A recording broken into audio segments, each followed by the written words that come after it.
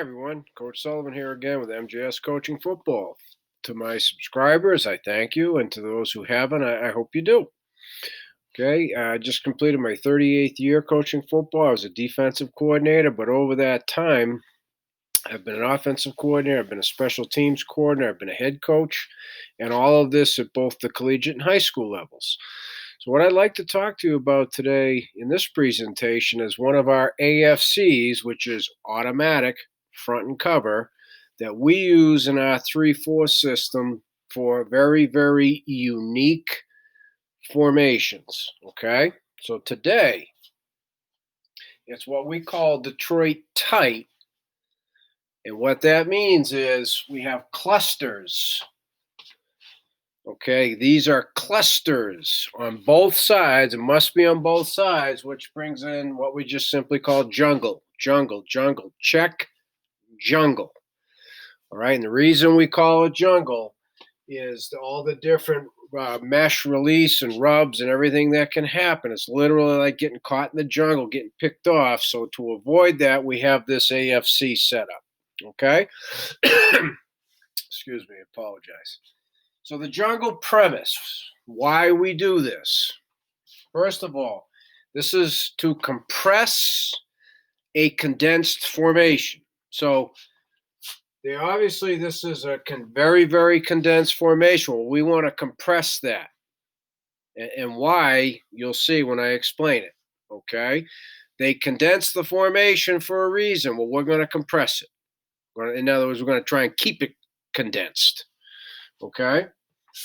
We're only going to align one way. And I'm going to show that to you. So it doesn't matter where the big field is. It doesn't matter where the ball is. Okay? Meaning it's on their one, our one.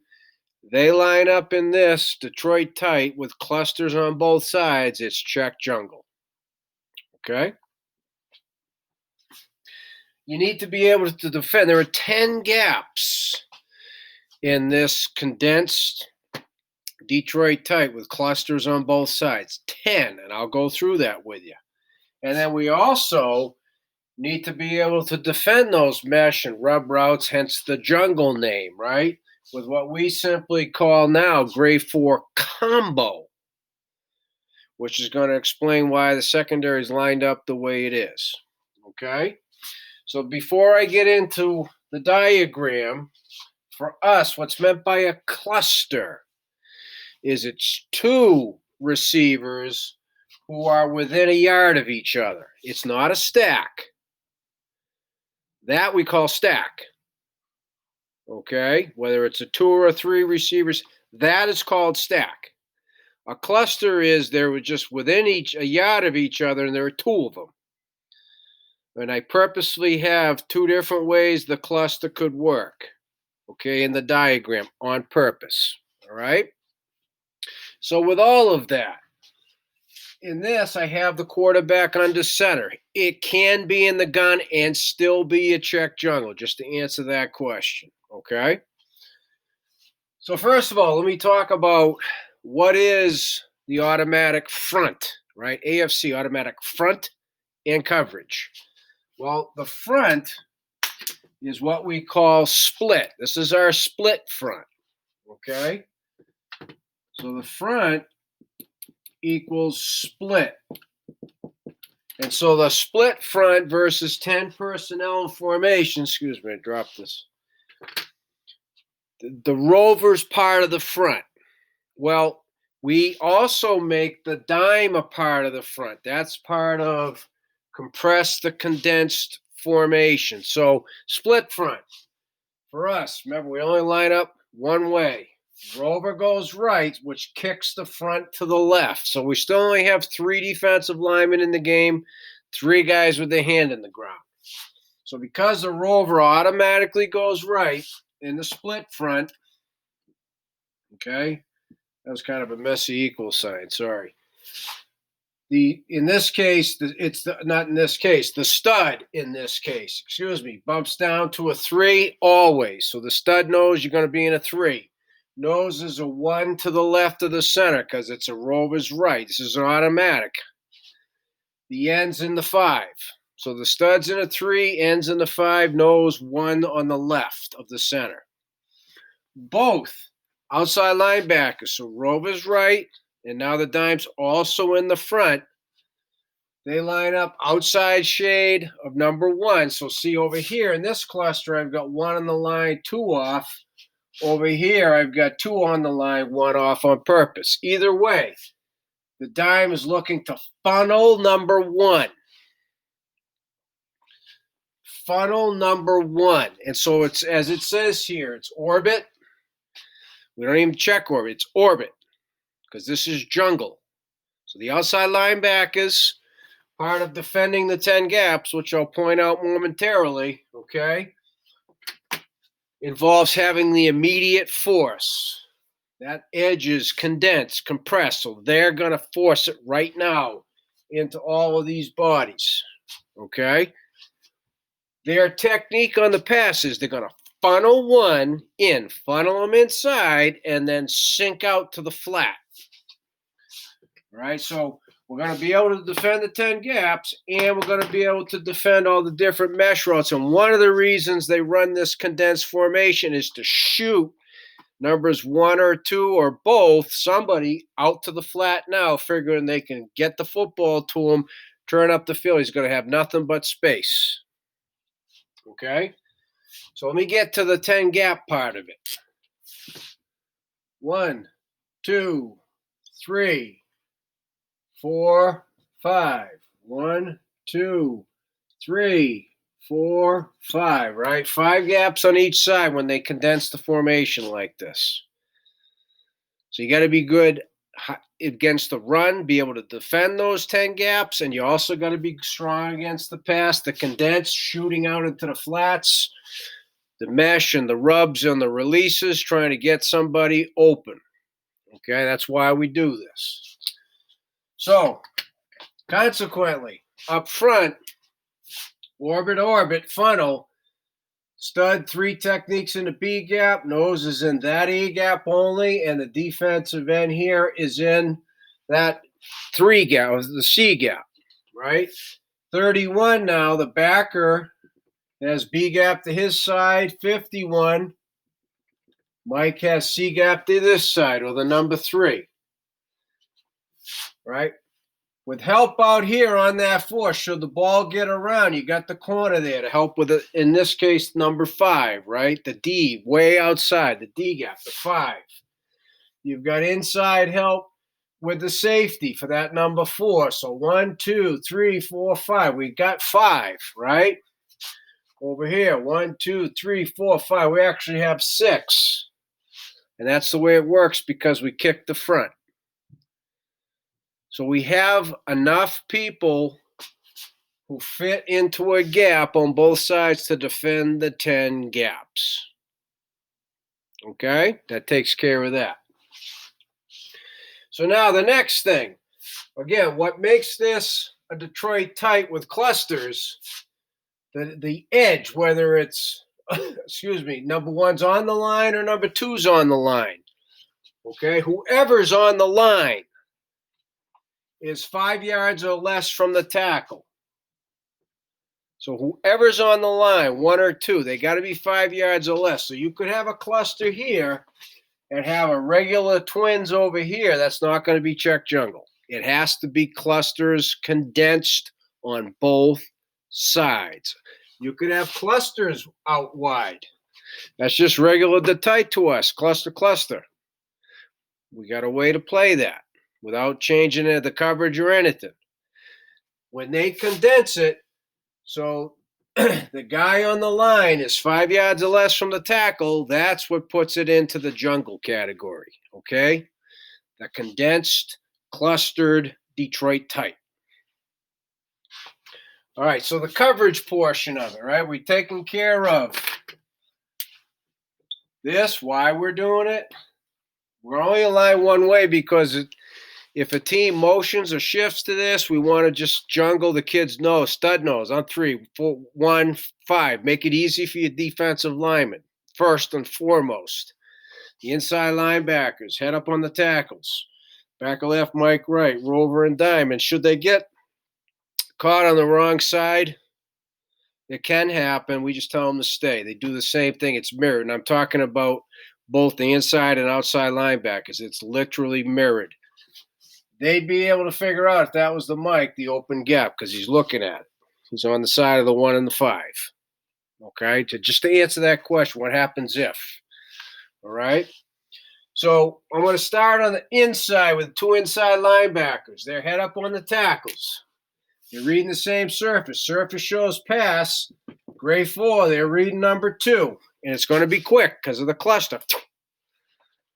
So that's quickly. If 2's coming across, they're going to build what we say, build a wall. Build the wall.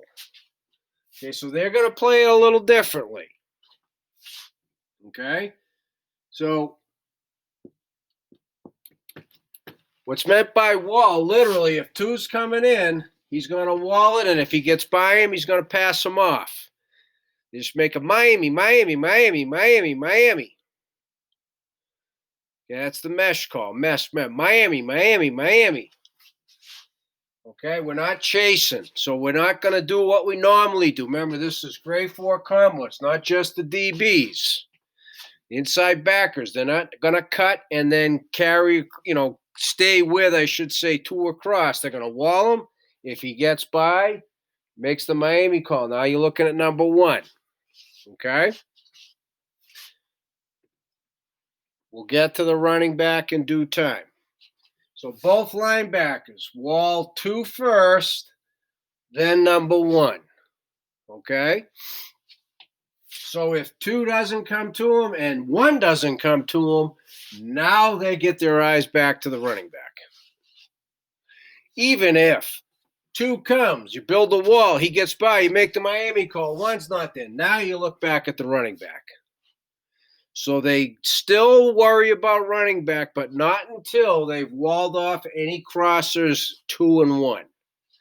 So wall 2 to 1 cross, then running back to quarterback. Okay, so I'll just give you the one scenario here. Okay? Here comes 2. He builds the wall, 2 gets by him. 1's not a threat. Running back goes away. He does what he always does on that. He gets in front of the quarterback and mirrors the cue. Okay? And over here, if it's a what we literally call Miami, the mesh, short mesh route. 2, same thing. Build a wall. He gets by. 1's not there. Okay. He's sinking in the flat, but he'll still go get the running back because one of these crosses is going to end up in the flat, and that's the outside linebacker's job. Okay, so the only thing we're doing with the inside linebackers is we're adding, surface shows pass, wall 2 to 1 first, then check running back to Q. Okay, that's what we're adding. And that brings in, again, being able to defend the mesh rub releases, and we're not chasing anything. Okay? And so this can get messy really quick. My apologies. So what happens from the outside linebackers, and then I'll get to the DBs, they're funnel, and they can see surface. They can see it's a pass, funnel. And if the guy's trying to avoid and get outside right now, they are turning and sinking and working for width and depth right now. Because remember, one of the reasons they condense the formation is to shoot somebody into the flat, hoping to out-leverage you. Right? Because you're not going to line people way up out there. The condensed formation brings you in also. So this funnel, sink to the flat is designed to take care of that. Okay? Funnel, sink to the flat. We say just get width and depth now. Don't wait. Just get there. Be there physically, and then you can make a play on anything coming into your flat. And if it's not immediate, in this case, I'm looking at the rover. If it's not 2 or 1, then you should be looking for guys coming from the opposite side because, again, one of the reasons they do this is for these type of route concepts. Okay? So that's big. Outside linebackers. Funnel. And unless he's the guy trying to burst out into the flat, then run with him. Get out there. Funnel's gone. They showed pass. He's your immediate threat. Then get out there. Run out there. Get the quarterback to see that's not there. And then he has to get his eyes back to the inside. Okay? And so last and by certainly no means least is the DBs comboing any of the verticals. Because the whole concept of mesh, rub, releases isn't just for the short passing game. It also involves the deep passing game. Okay? So the two safeties are at 8 yards over number 2. Whether he's on or off the line's irrelevant. The two corners are 2 by 8 outside, and their outside are outside linebackers. So this 2 by 8 is off the rover and the dime. So they are clearly outside. Okay? So what's meant by outside and inside quarter, they're reading surface as well. Because remember, they're part of defending the 10 run gaps. See? And this is why we play it this one way. We line up this one way everywhere in the field for this reason. Okay? So now, let's just say that the offensive line is surface, show and pass. Okay, hi-hats. Okay. Safety and corner on both sides are reading number 2 still. It's gray 4 with a combo tag to it. So they're still reading surface to 2, right? Keep it as much like your regular base match quarters as possible. Say, so let's just assume if 2 goes hard in or out, he's eliminated. Now safeties, because the formation's condensed, they don't have to zone off. Number 1's right there. See? You got to teach these details. All right? In the back door, that's even easier. Again, he's right there. So they should be able in their vision read the release of 2 and see what 1's doing immediately on both sides. So let's take the scenario that involves a real combo, right? Here comes 2, here's 1. They're both vertical. Both the safety, it's the whip in this case, and the boundary on the right, both of them, are walk pedaling, and as they come up, gain ground on, they start the tempo, right? Tempo pedal. And as soon as 2 goes out, you see that 1's coming in. He stays there. He stays there. That's the whole purpose of the combo. So none of us get picked off in man coverage and don't commit too soon. Okay? Over here, on purpose, I'm going to give you a scenario. Let's say 2 is that flat threat. So funnel and sink, that's gone. 1 releases here and then gets vertical. So the safety sees it. He's got it. Cornerback finds work. That's the term for all of our defenders. He finds work. So now, reading indicator, if that out route of 2 becomes a wheel, he's deep help over the top there. On both sides, any flat route, immediate flat route, has to be carried by the wheel. By the outside linebacker. Because they cannot assume that there'll be a deep help behind him. They cannot assume that. Okay? Like over here, if he comes up at 5 and then comes out, and then here comes number 1, and he turns into a wheel, he's got to carry it, and the corner should be available, but you never know. So we just tell our outside linebackers, assume you don't have help and carry it. And then we tell the DBs, you don't have a vertical threat, so you've got to be alert. He's got the inside vertical. That's inside. So now you don't have an outside vertical threat. You've got to be alert and looking for the wheel, the double move. And that's how we coach it up. We tell the outside backers, assume you don't have help, so wall or carry it, whichever leverage you got. And we tell the DBs, you don't have an outside vertical threat, then you're looking for double moves. Okay, and included in all that, so last thing, and boy, this does get messy real fast, so I apologize. One of the other reasons that we run this with a grade 4 combo, lining up all 4 DBs at 8 yards.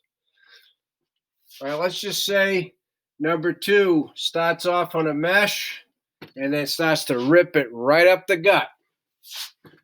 Well, number 1, let's say he's running a corner. Well, he's the outside vertical. That puts your safety in the find work mode. So he's here. He's keeping an eye on that. He's realizes that number 1's outside.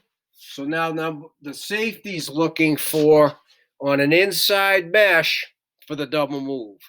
Corner's looking for the wheel double move. That's outside vertical. Safeties, whether it's 1 or 2, whoever's the guy coming across, right now there's only 1 possible vertical threat. It's the safeties who have to communicate that, so they are the ones to take it, because then that becomes the inside vertical. So one of the 2 shoots outside, that becomes the corner's thought process for the wheel double move. An inside release mesh, that becomes the safety's thought process to a double move. Okay, because it's inside. And hence that's the combo. Right? To defend, mesh, and rub releases to make sure that we can cover the verticals, including double move verticals. So as I said at the beginning, and again, like I said, it gets messy real quick, so I apologize. Thank you to all my subscribers, and for those who haven't yet, I hope you do. But to everybody, any questions, please email me at coachmjsullivan@gmail.com, because I would love to talk football with you.